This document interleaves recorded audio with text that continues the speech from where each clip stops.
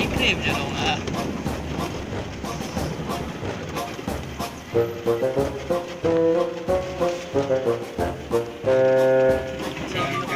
Ini namanya Taman PKA nih, Taman Safiatuddin.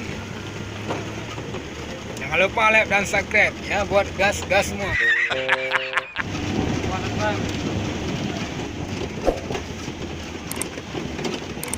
Dan jangan lupa nonton dan like dan subscribe. Ya, buat kawan-kawan semua. Ya, jangan lupa subscribe.